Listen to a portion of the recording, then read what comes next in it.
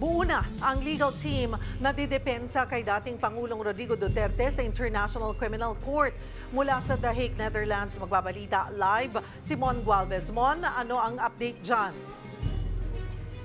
Yes, Cheryl, kinumpirma nga ni Attorney Nicholas Kaufman ng lead counsel ni dating Pangulong Rodrigo Duterte na kumpleto na ang kanilang legal team para sa pagharap ng dating Pangulo sa mga kasong crimes against humanity sa International Criminal Court.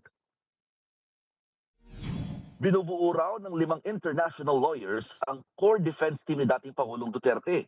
Lahat do ito, pawang may karanasan na sa International Criminal Court, pati na sa information technology.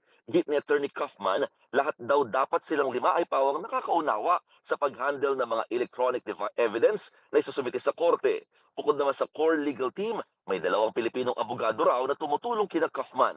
Hindi man sila bahagi ng core team, nakasuporta raw ang 2 para mayroong mas nakakakilalaan nila sa kliyenteng si dating Pangulong Duterte. Kasabay na anunsyong ito, sakto namang dumating sa The Hague, Netherlands si Attorney Martin Delgra. Kilalang kaalyado at abogado ng Duterte si Delgra, pero hindi niya kinumpirmang bahagi siya ng legal team. Andito raw siya para magpakita lamang ng suporta sa dating Pangulo. Patuloy rin nilang kinekwisyon ng pag-aresto kay Duterte, lalo't inaasahan daw muna nilang ihain o inihain ang mga kaso sa Philippine Local Court, pero hindi nga nangyari.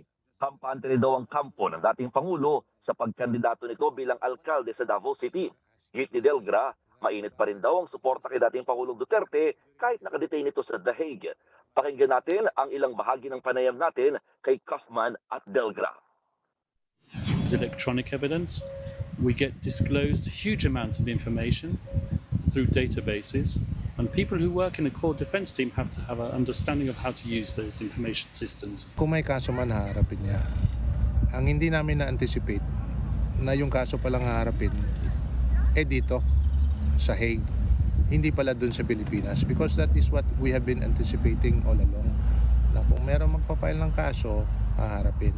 As to whatever cases that might be filed before the DOJ, and if warranted, would be filed before the Philippine court. Cheryl, matapos ang 3 araw ng hindi pagbisita kay dating Pangulong Duterte, ngayong araw, inaasahan na makakadalo muli ang mag-ina na sina Hanilet Avancenia at anak na si Veronica Kitty Duterte.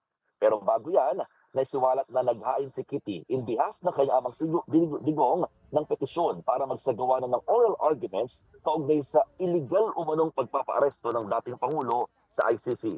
Responded sa petisyon sa Executive Secretary Lucas Bersamin.